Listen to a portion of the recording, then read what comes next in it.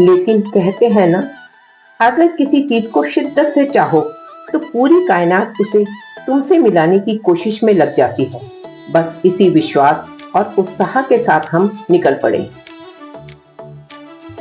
एक बार तो लगा आज का सफर रद्द कर दिया जाए, लेकिन फिर दिल नहीं माना।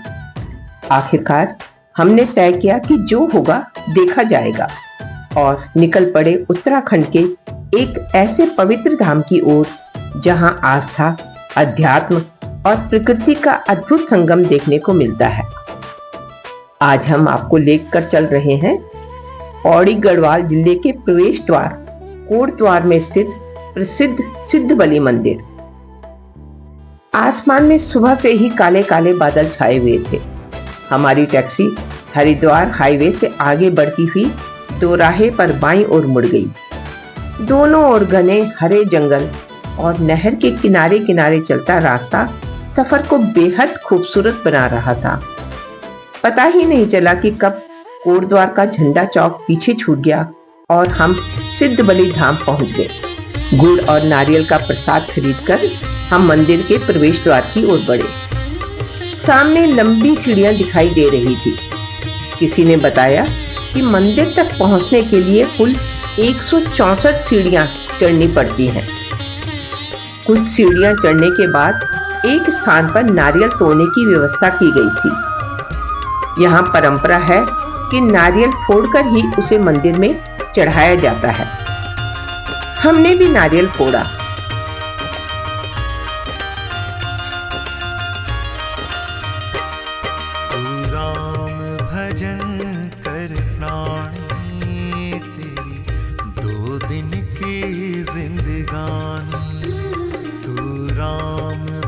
अपनी मनोकामना का धागा प्रवेश द्वार पर बांधा।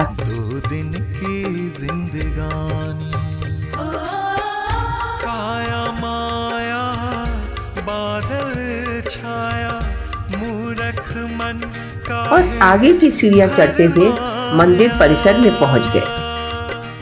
सामने मंदिर का भव्य प्रवेश द्वार और चारों ओर भक्ति में डूबे श्रद्धालु। मंदिर परिसर से दिखाई देने वाला दृश्य वास्तव में मन मोह लेने वाला था। एक ओर शिवालिक पर्वतमाला की हरी भरी पहाड़ियां और दूसरी ओर उनके किनारे बहती खो नदी। दूर तक फैली कोटद्वार घाटी किसी चित्रकार की बनाई प्राकृतिक कृति जैसी प्रतीत हो रही थी। पतली सी धारा के रूप में बहती खो नदी ऊपर से किसी सर्पीले रास्ते जैसे दिखाई दे रही थी। हम भी लाइन में लगकर बाबा सिद्धबली के दर्शन के लिए आगे बढ़ने लगे। मंदिर के पुजारी से प्रसाद प्राप्त किया और श्रद्धा पूर्वक बाबा के दर्शन किए। बाहर तेज हवा चल रही थी। बड़ी मुश्किल से धूप बत्ती जला पाए। हल्की हल्की वर्षा की बूंदों के बीच हमने मंदिर की परिक्रमा की।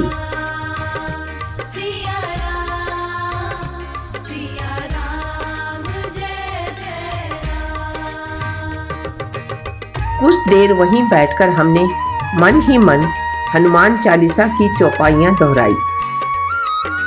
दोस्तों, सिद्धबली मंदिर कोटद्वार से लगभग 3 किलोमीटर दूर पौड़ी नेशनल हाईवे पर स्थित है। यह मंदिर खोआ नदी के किनारे लगभग 40 मीटर ऊंचे टीले पर बना हुआ है। मान्यता है कि कलयुग में भगवान शिव के अवतार माने जाने वाले बाबा गोरखनाथ को इसी स्थान पर सिद्धि प्राप्त हुई थी। इसी कारण उन्हें सिद्ध बाबा कहा जाने लगा।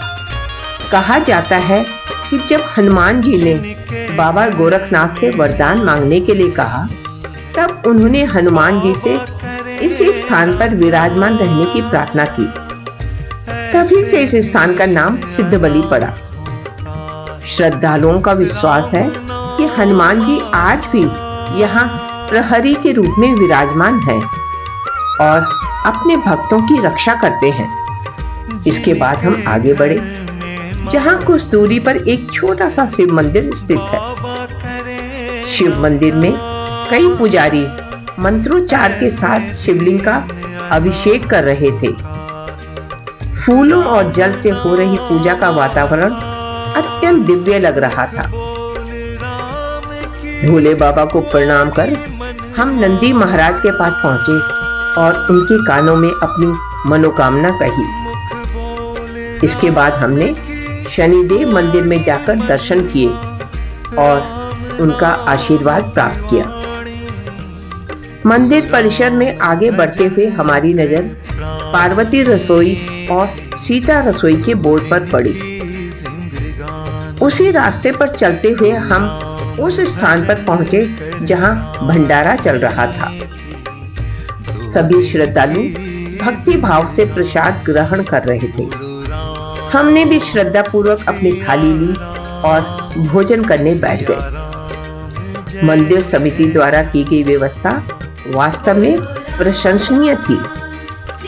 जब हमने इसके बारे में जानकारी ली तो पता चला कि जिन श्रद्धालुओं की मनोकामनाएं पूरी हो जाती है वो यहाँ भंडारा अवश्य करवाते हैं।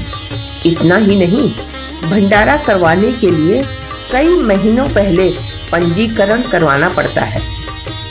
बताया गया कि आने वाले वर्षों की अधिकांश तिथियां पहले से ही बुक हो चुकी हैं। इस पवित्र धाम की शांति, खो नदी का मनोरम दृश्य और बाबा सिद्ध बलि का दिव्य आशीर्वाद हमेशा हमारी यादों में बना रहेगा।